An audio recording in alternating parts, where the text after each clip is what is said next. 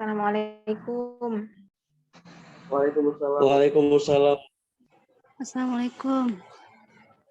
Assalamualaikum warahmatullahi wabarakatuh. Waalaikumsalam warahmatullahi wabarakatuh.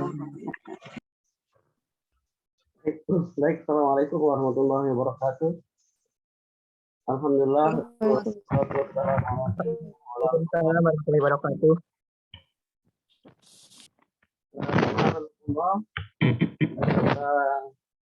Sekolah Tadabbur yang dirahmati Allah.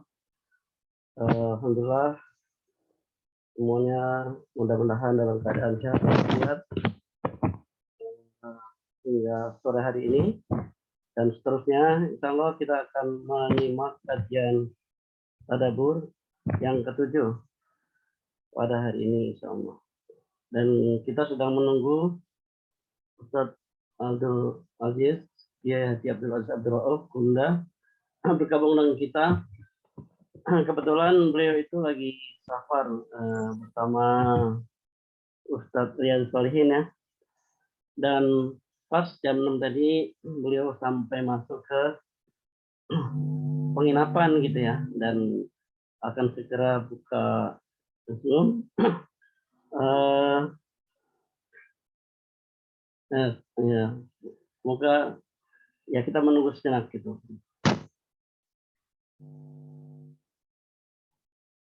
Dan tadi ada trouble dengan link Zoom saya, FPS, tiba-tiba keluar akun nggak bisa masuk lagi, jadi ganti akun jadinya. Ini akun istri, nggak tahu nih kapasitasnya berapa nih. Sekarang udah 74, mungkin 100 ya. Paling banyak kayaknya 100. Kemudian Ustadz Gurunda bagian nih buat beliau masuk.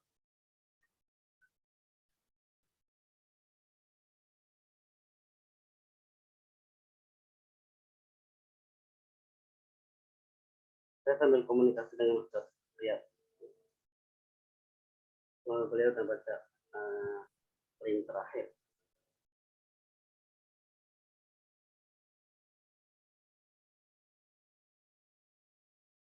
Ini sudah saya rekam ya supaya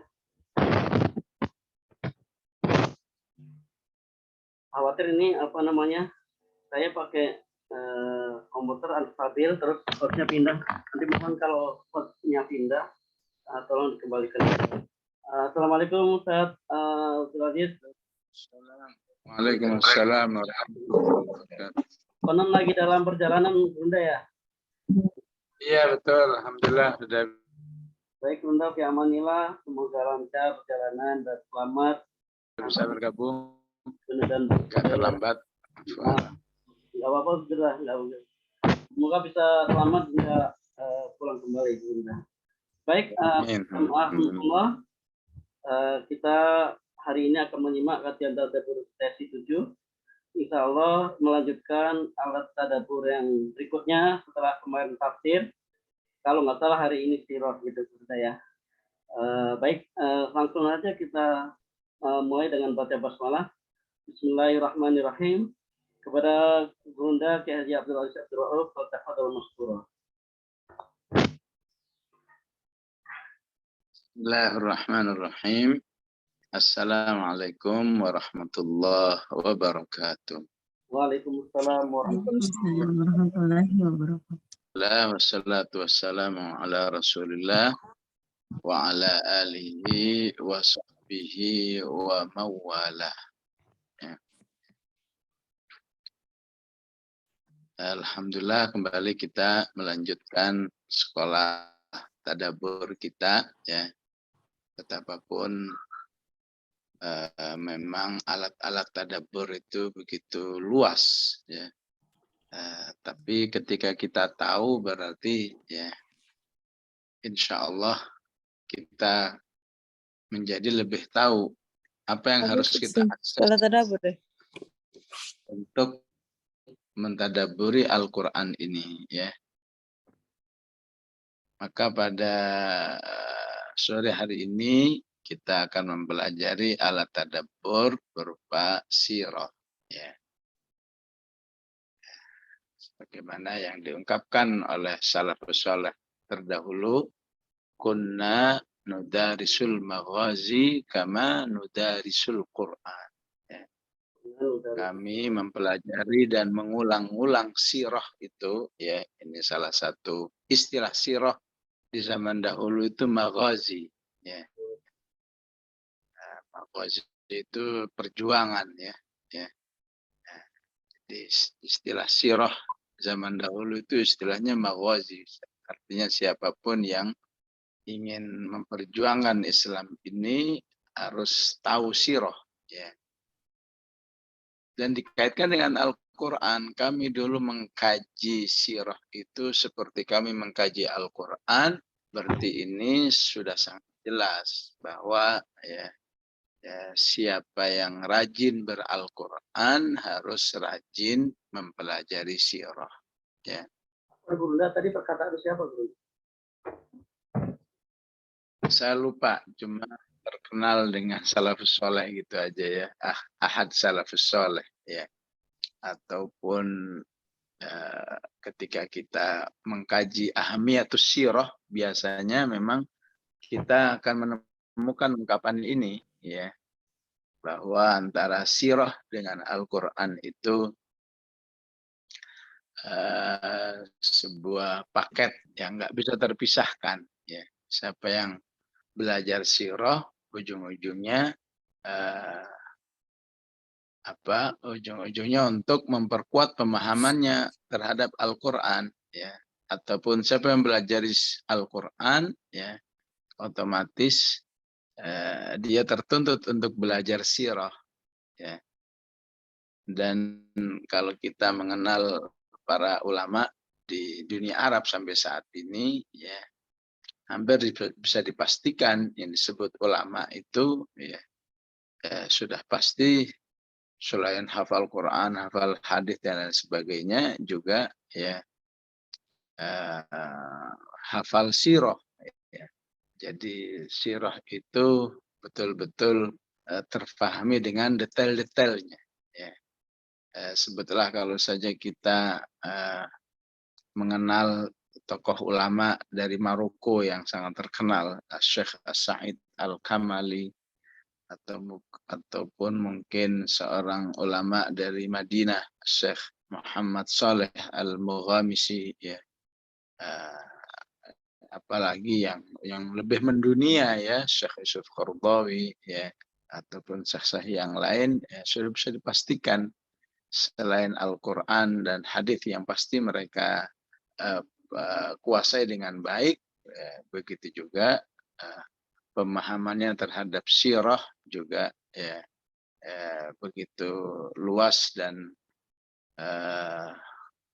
seperti badahiyat, seperti pemahaman yang sudah aksiomatik bagi mereka ya, perjalanan kehidupan Rasulullah Sallallahu Alaihi Wasallam, bahkan badahiyatnya sampai ke detail-detailnya ya. Detail-detailnya itu apakah sebuah kejadian itu pasti tahu di bulan apa ya, di tahun berapa, begitu juga nama-nama tokoh-tokohnya ya, sampai kadang-kadang kita mendengarnya kayak belum pernah dengar itu ada tokoh namanya ini ya, baik tokoh dari kalangan kafirnya maupun kalangan orang berimannya ya.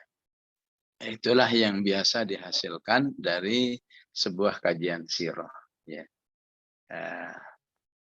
Maka salah satu contoh yang paling ya, yang paling nyata betapa sirah itu ya sangat dibutuhkan dalam sebuah tadabbur, di mana kita akan memahami Al-Quran dengan sedalam-dalamnya ketika kita membaca katakan ya, alam tara kaifa fa'ala rabbuka bi ashabil fil ya, ataukah kita membaca tabbat yada abi lahabi wa tabba ma aghna anhu maluhu wa ma kasaba.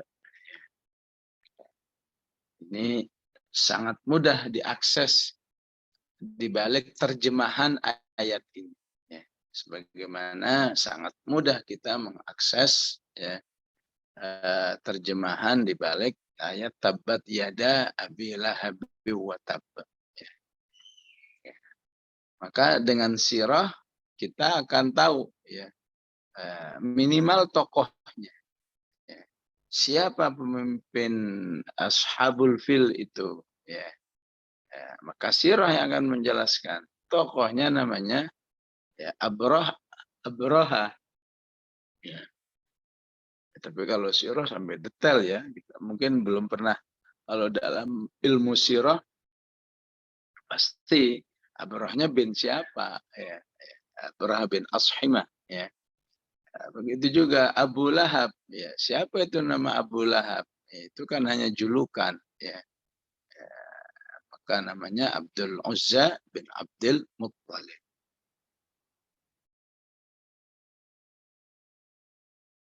Jadi dua-duanya ya menggambarkan ya dua tokoh yang memang ingin menghancurkan Islam. Ya. Ya, kalau dipelajari sirahnya ya satunya Abraha, satunya Abdul Uzza. Ya.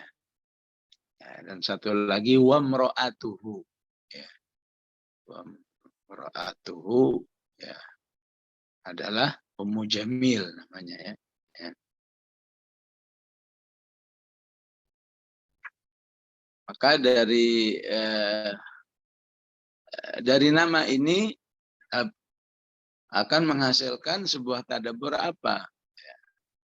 Bahwa orang yang memusuhi Islam dan musuhi tokoh-tokohnya itu ya bisa berlatar belakang sebuah institusi ya, di mana Abraha itu ingin menghancurkan Islam atas nama negara ya. Negara yang di Yaman sana ya. Sedangkan Abdul Uzza atau istilahnya Abu Lahab bersama istrinya ini tokoh penghancur Islam atas nama personal ya. Yang otomatis biasanya kalau personal itu mengandalkan ketokohan dan hartanya ya. Memang dia orang kaya ya. Memang dia tokoh ya. Sehingga Abu Lahab disebut kaya karena memang ungkapan kayanya itu disebut pada ayat ma'aghna anhu maluhu. Ya. Ya, tidak mungkin Allah menyebut ma'aghna anhu maluhu kalau dia bukan orang kaya. Ya. Ya. Dan untuk sebuah proyek, ya apalagi penghancuran sebuah pemikiran, sebuah arus perbaikan buat umat, ya, otomatis butuh harta yang banyak. Ya. Bahwa Abu Lahab kaya itu juga disebut di Al-Anfal. Innalladzina kafaru yunfiquna amwalahum liyasuddu an sabilillah. Orang-orang kafir itu sangat bersemangat ya menginfakkan hartanya untuk menghancurkan Islam. Ya. Ya. Jadi begitulah Islam ini ya. Tidak henti-hentinya sejak zaman dahulu ya, harus menghadapi orang-orang yang ingin menghancurkannya baik secara personal maupun secara kelembagaan, bahkan lembaganya sebuah negara ya. Dan pada akhirnya ya baik itu atas nama negara, berarti kalau atas nama negara berarti ada APBN-nya tuh ya, ada pasukannya ya. Wah, lengkap lah pokoknya ya.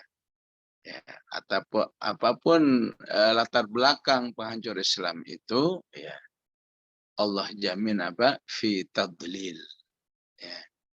Ya, dijamin pada akhirnya pasti gagal ya. Ya, itu salah satu ibrahnya ya. Dari mana kata gagal itu fi tadlil kita akan tahu betul kalau kita baca sirahnya. Seperti apa Allah menggagalkan Abrahah. Ya. Begitu juga yang atas nama pribadi. Oh, kalau atas nama pribadi lebih galak lagi ya, cara Allah menggagalkannya. Ya. Karena kalau atas nama pribadi itu menunjukkan adanya kesombongan. Ya. Ya. Istilahnya kalau pribadi itu bahasanya begini. Saya walaupun sendirian siap menghancurkan Islam ini. Ya. Apalagi saya punya SDM yang lain. Ya. Tentu lebih siap lagi. dan Abu Lahab juga mengandalkan SDM-nya yang diisyaratkan dengan ayat wa ma kasaba. Ya.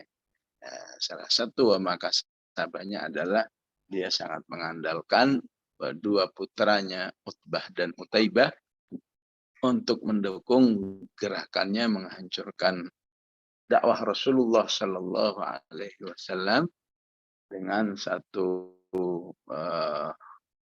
jaminan kegagalan dengan istilah tabbat yada Abi Lahab. Tabbat yada Abi Lahab wa tabba. Tabbanya diulang 2 kali. Al-Quran biasa itu suka ngulang-ulang begitu ya.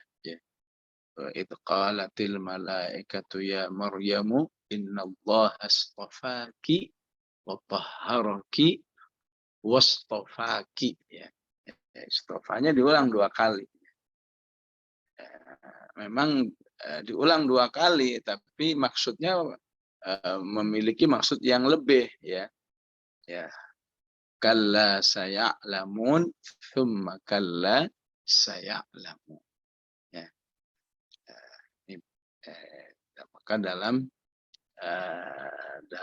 ilmu tadabbur lah seseorang akan berusaha apa dibalik pengulangan yang beda ini. Nah, itu yang menjelaskan adalah sirah.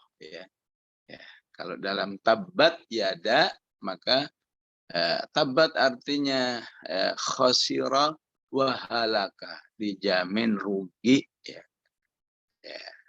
dan dijamin binasa orang yang hidupnya hanya untuk menghancurkan Islam.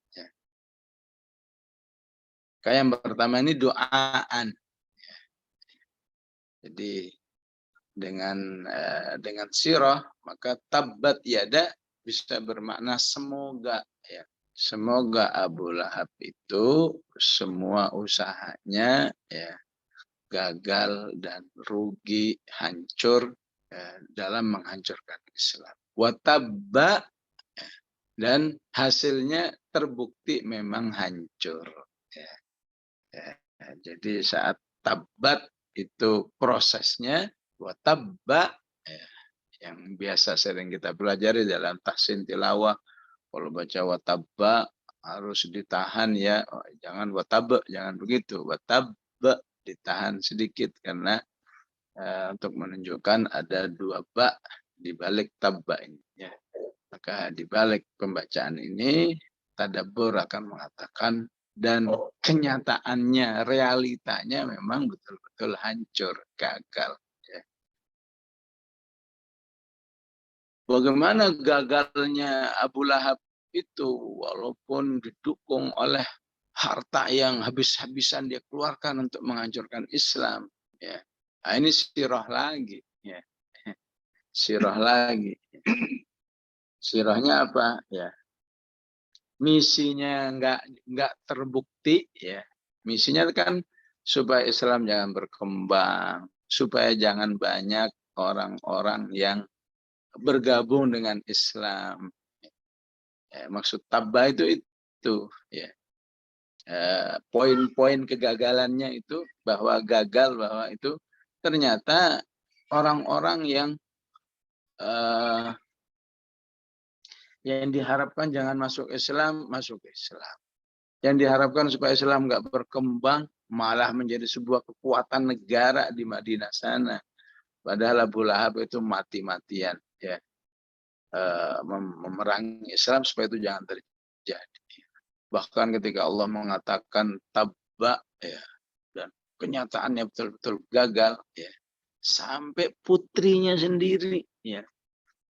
Dari mana kita tahu bahwa putrinya itu ternyata menjadi muslimah, menjadi sahabiyah ya. Putrinya bernama Durrah binti Abi Lahab ya.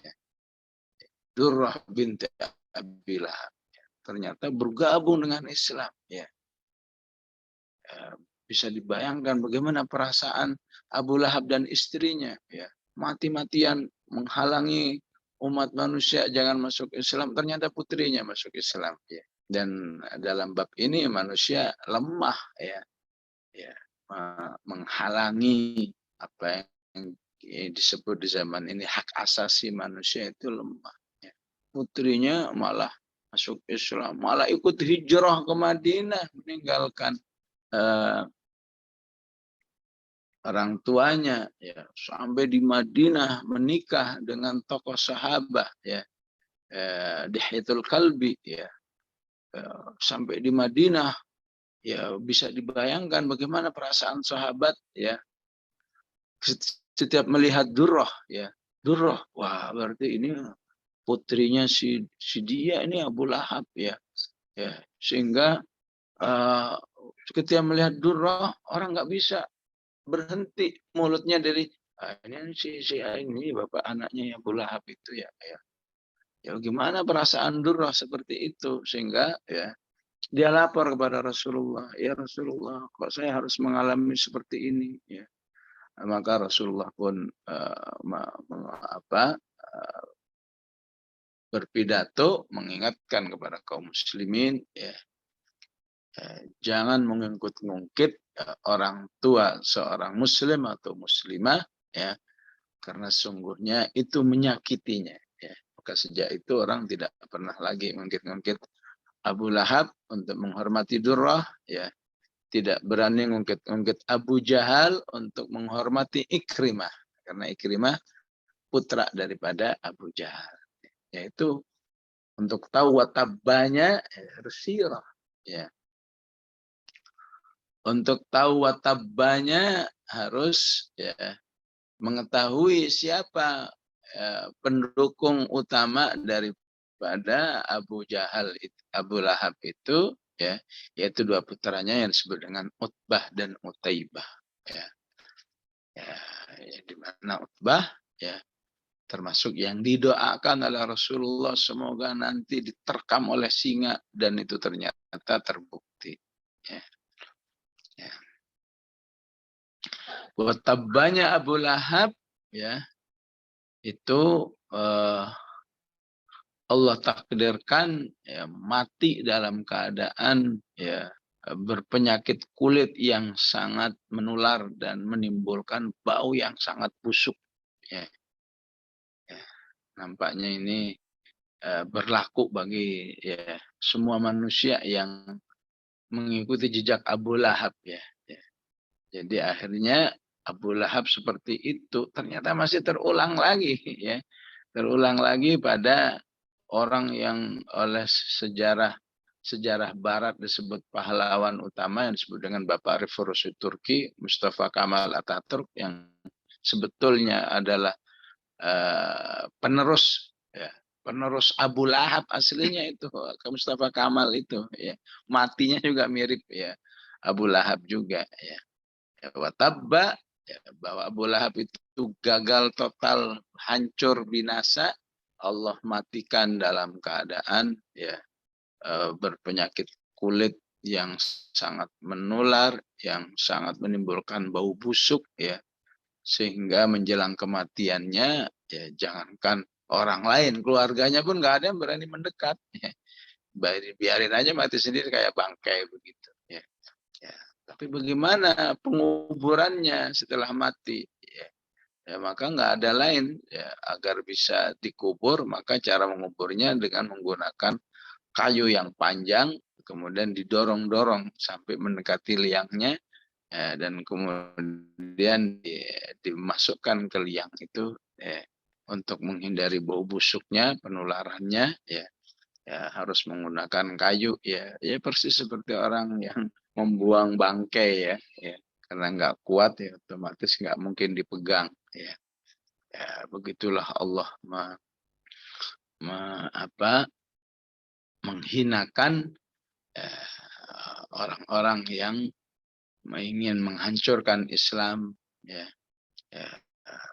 semuanya dalam keadaan terhina, ya.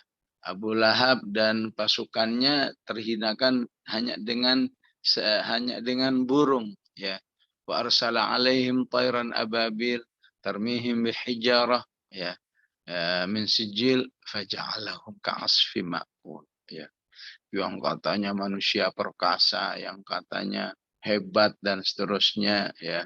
Sebutlah tentara terlatih istilahnya, Tapi ya ketika menghadapi Allah, ya maka dia hanyalah seperti dedaunan yang dimakan ulat, ya, yang terlihat begitu lemahnya, begitu enggak berdayanya. Itu juga yang dialami oleh Abu Jahal, ya, oleh Abu Lahab maksudnya, ya.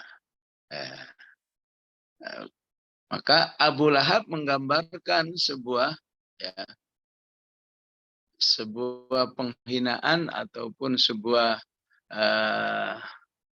ya kalau bahasa masdarnya namanya tabab, ya, tabab, ya, tabat, tabba ya tubuh tabab, ya, kehancuran dan kebinasaan, ya, orang yang memerangi Islam sebagaimana Fir'aun juga disebut dengan ya dalam ayat yang mengatakan wa ma kaidu fir'auna illa fi tabab. Jadi untuk Abu Lahab, ya, sebagai tokoh utama, ya, maka Allah menggambarkan bagaimana penghinaan Allah fid dunya wal akhirah, ya. Fid dunyanya dijelaskan dalam sirah, fil akhirahnya dijelaskan di ayat berikutnya, saya naran dzata lahab. Kalau di dunia saja sebegitu dihinakan oleh Allah, apalagi penghinaan nanti di akhirat. Maka sungguhnya walaupun sirah tidak menjelaskan bagaimana kematian istrinya, ya, yaitu Ummu Jamil, ya,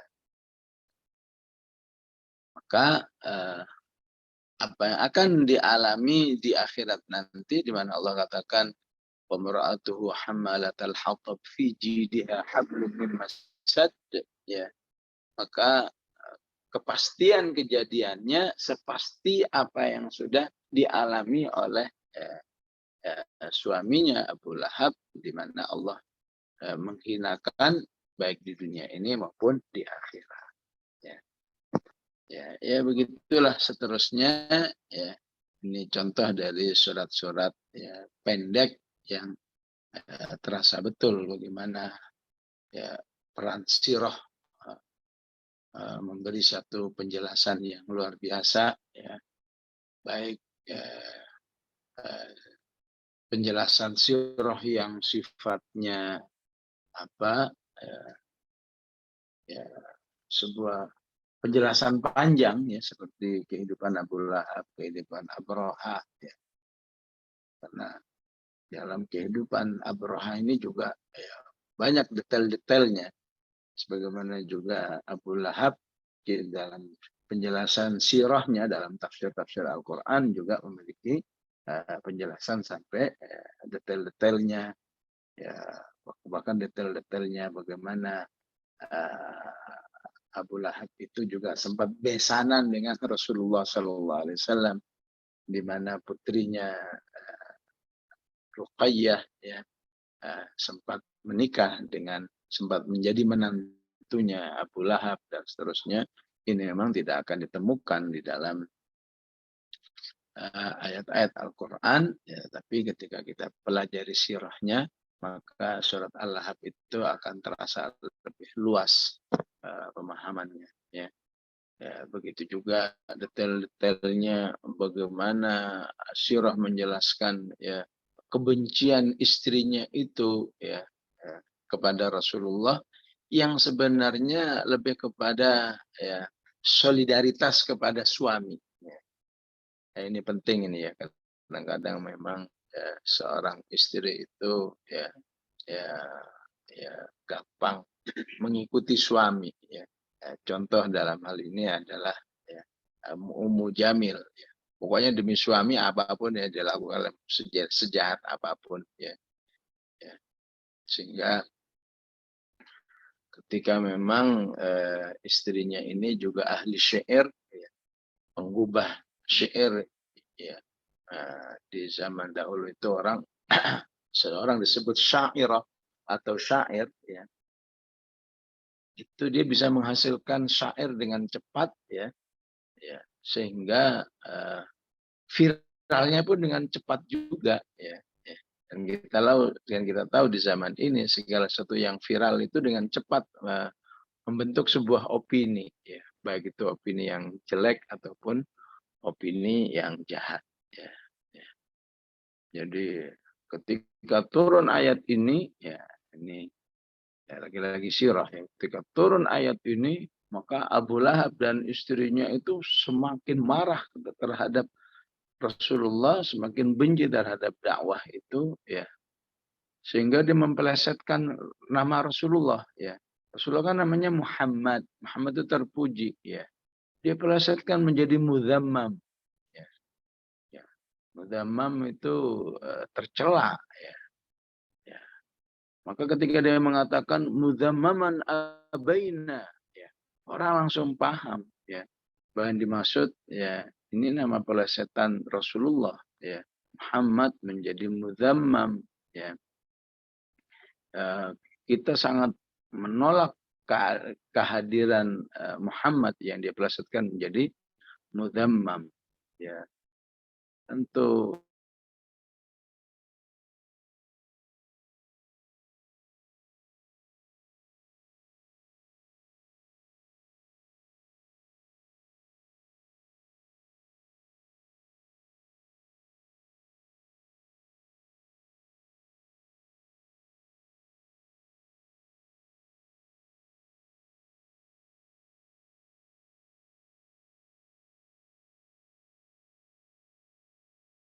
membuli tokoh, ya, termasuk Rasulullah Shallallahu Alaihi Wasallam, tidak terlepas katanya Mudzammaman abaina, ya, wa amrohu asaina, ya. Kita harus, ya, tolak semua ajarannya itu, ya. Wa amruhu qalaina, kita harus benci, ya, ajaran-ajarannya itu, ya. Kita harus membangkang, kita harus membenci, ya. Jadi bagi orang Arab ini letaknya di mana ini, ya? Letaknya bagaimana dia bisa menghasilkan dari Muhammad menjadi Mudzammam, walaupun maksudnya negatif, ya. Ya. Istilahnya kalau bagi yang bukan penyair, nemu aja yang mempelesetkan, ya, nama yang sangat mulia, sementara kita mensolawatinya Allahumma sholli wa sallim ala Muhammad, kita bersyukur bisa seperti itu. Tapi ada orang yang, ya, dengan namanya aja udah benci, ya, ya. Gimana mensolawatinya, bagaimana mengikutinya. Disinilah kita merasakan luasnya nikmat Allah Subhanahu Wa Taala kepada diri kita, ya. Dan kita lihat di sini ada 3 penggalan kata, ya, semuanya berakhir dengan na semua. Abaina, asoina, qolaina, ya.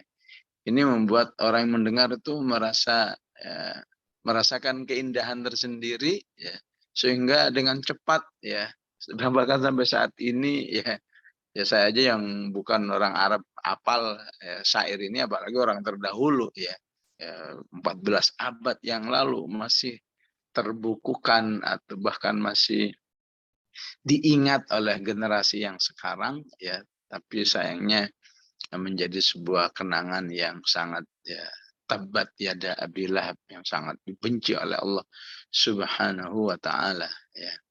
Ya. Bahkan sirah juga menjelaskan bagaimana bencinya Ummu Jamil terhadap Rasulullah Sallallahu Alaihi Wasallam setelah turun ayat ini, ya. Dia dalam posisi ingin mencari-cari Rasulullah Sallallahu Alaihi Wasallam, ingin memukulnya, sehingga dia berputar-putar di jalan-jalan Makkah sampai ketemu Abu Bakar Siddiq. Dia bertanya, ya, ya, mana Muhammad tuh, mana Muhammad tuh? Ya. Abu Bakar bingung, lah Rasulullah kan di samping saya, ya.